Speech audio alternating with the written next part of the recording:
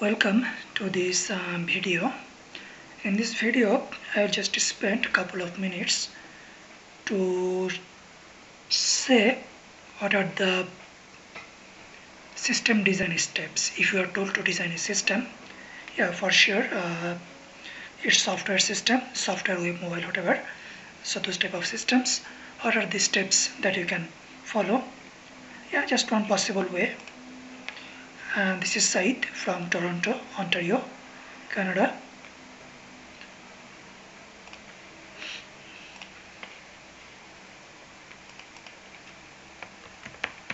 Okay, this is just the default template text. I don't want to. Yeah, in general, this is what you will need actually. Scope the problem.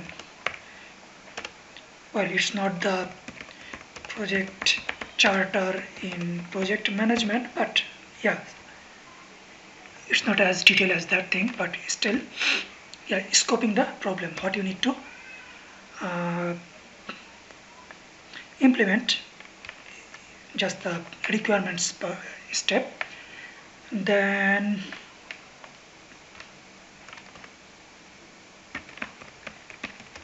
assumptions,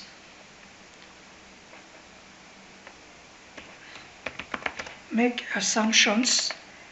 It actually will be just under scoping the problem. Then you probably will not be able to address that particular problem and serve all people for all related cases or in all environment and with the ultimate capacity. So assign some boundaries for that system. Yeah, some practical boundaries that your application or system need to or is trying to address. Make assumptions, then make the identify the major components. You can draw them as well. Yeah, I think for your system, what will be the major components and how they will interact, you can draw them. And so yeah, you can sort of the major components, how they will interact, and trying to understand how you will implement, and you can then try to find key issues that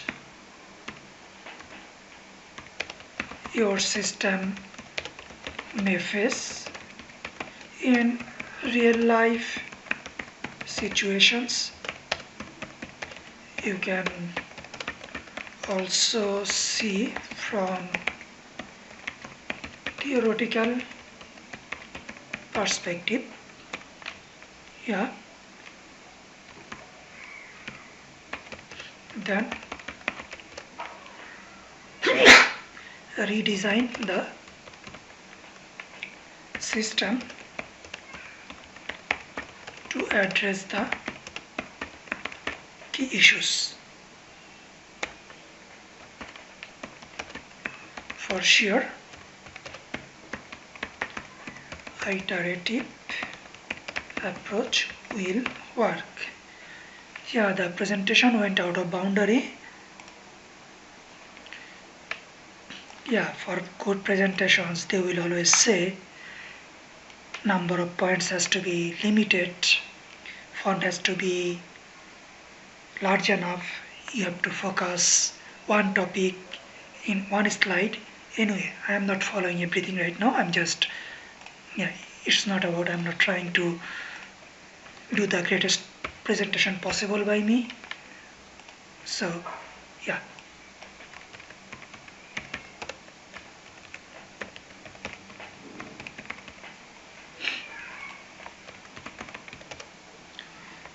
System design steps continued.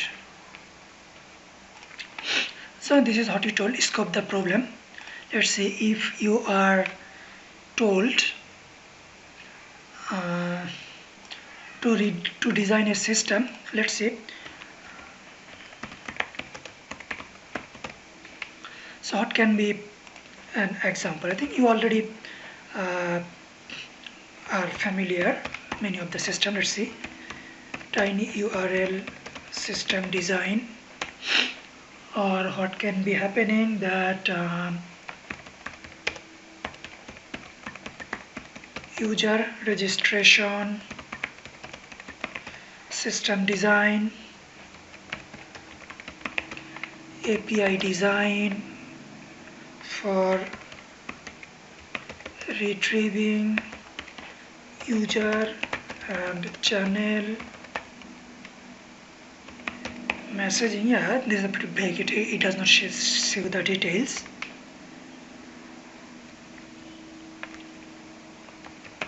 API system to understand flow spread across Canadian cities and provinces.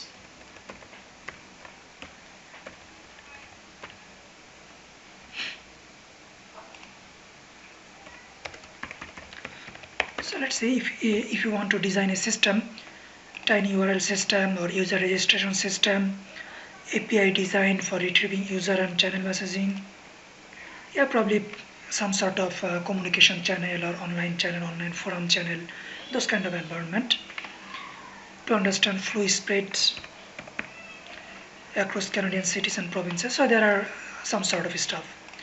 So if you want to go for the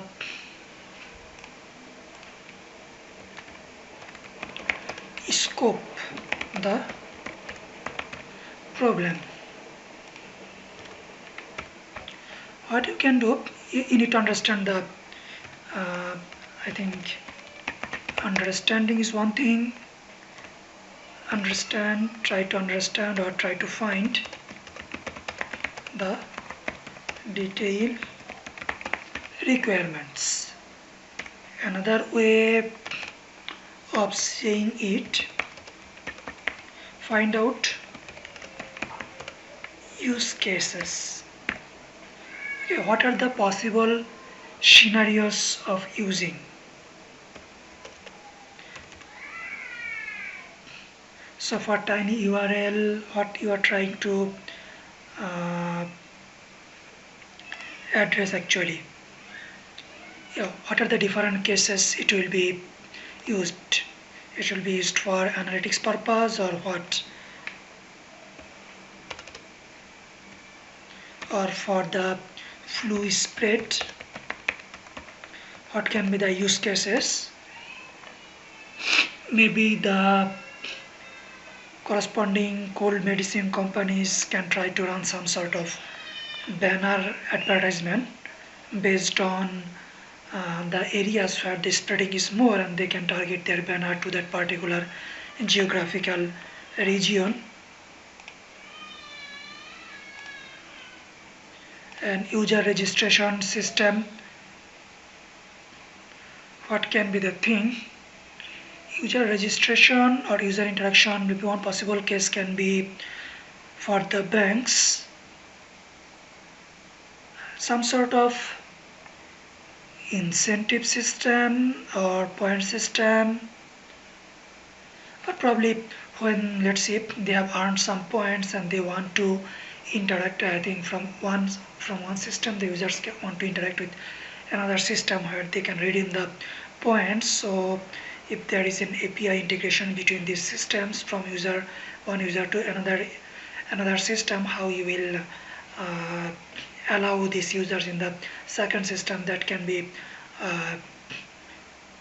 one aspect of the use cases. I think you need to understand, and probably sometimes you need to understand the input format or the input system where the requests are coming from, how those requests are, what are the systems, technologies that are used. I think in general, the scoping the problem, it actually does not involve that much details or technologies, but sometimes it might help. I think the scoping the system, it probably focuses mainly on the use cases and the requirements thing. Yeah, I think when you will be designing in practical cases, then you probably need to understand, you probably need to ask a good amount of questions. I think all the required stakeholders, what are the problem they are trying to address, and what is the it will solve, and what will be the outcome, what they want to see, and how it will be used, and how the solution will represent, or what will be the ultimate results. So, those are the different things that you need to understand.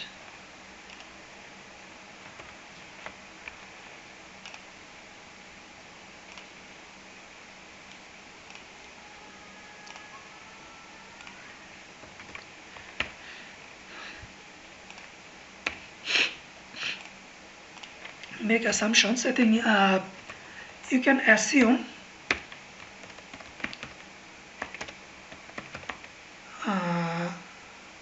make some assumption about the system you will design the system. I think what it does mean that you can set some boundaries. Okay, your solution will serve under this boundary, and the scalability will be under this certain boundary, the security will be under this certain boundary, the reliability will be under this certain boundary, the security system will be under this certain boundary, because you cannot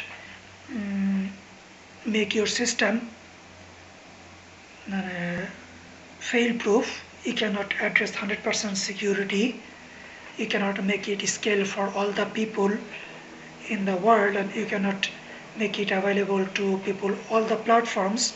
So I think based on the applications and where it will be used, or where the use cases are, you need to make some assumptions. Okay, these are the areas you want to serve, these are the requirements, and from there I can understand that now, or in 5 years, or 10 years, so these are the boundaries where this application will serve, and it has to be realistic and useful. So those type of assumptions. For a tiny URL, you can assume that okay, in a single user it can address it can process 1 million URLs. You should not address that in a day. It will address just 100 URLs. That's not a practical useful system. Yeah, so that's kind of assumptions you need to make.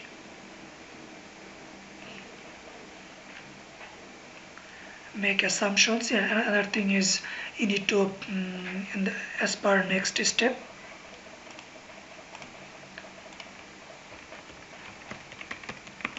identify and draw major components.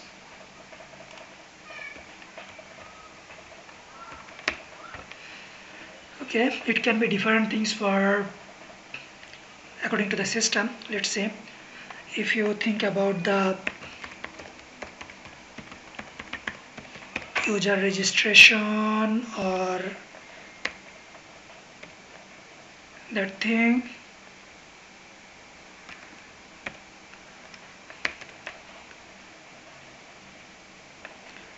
or the user message retrieval. Okay, let's say I just for the stuff that I told, I can just show the possible components there. Let's see, for API design, one component will be data collection part. I think you have to from multiple different sources you can grab data. It can be government source, Google or Twitter, some other social media, or from some other internet resources or other similar services, or whoever maintains those data. Those kind of thing, data collection part Data collection part, it can have some input, validation, input verification, data integrity. Those kind of things can be there. And then data storage, and then data processing and analytics, and the output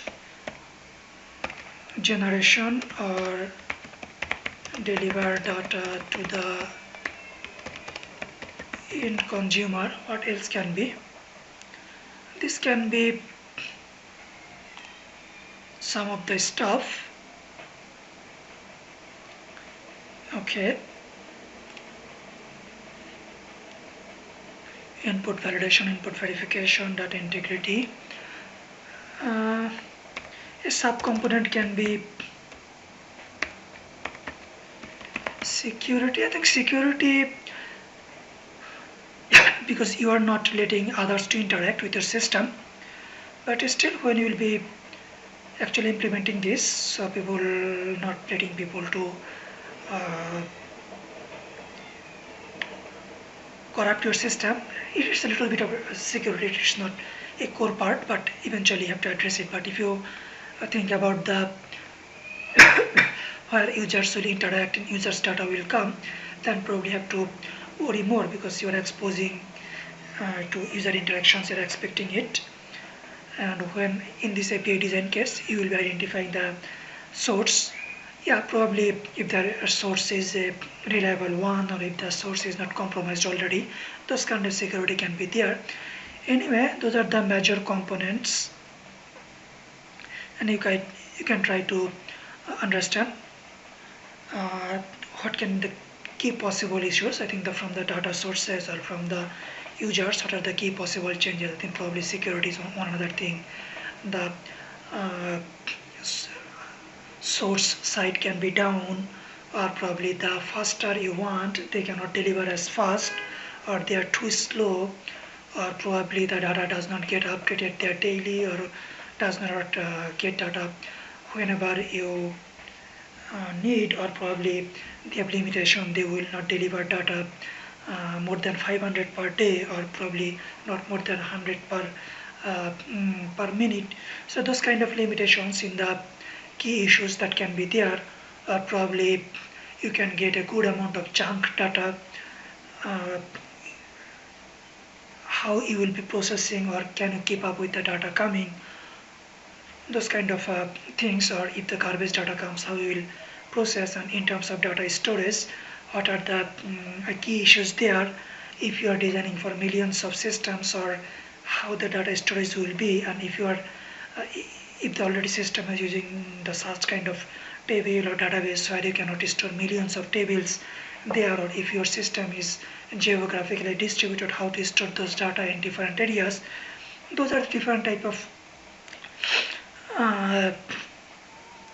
challenges, I think key challenges that you will face, and then you have to identify derive solutions for those for those cases. Yeah, this is an overview of how you can design a system and what are the steps to follow. Yeah, it's just pretty basic concepts where you can start. And in another video, I can try to show you some of the major concepts in system design and scalability that helps, like horizontal scaling or vertical scaling. Those kind of some of the concepts that I can show, that I can tell. And yeah, just if you are new into this, then this will help. And if you already know, then you already know, you're an expert. What can I say? Anyway, bye bye.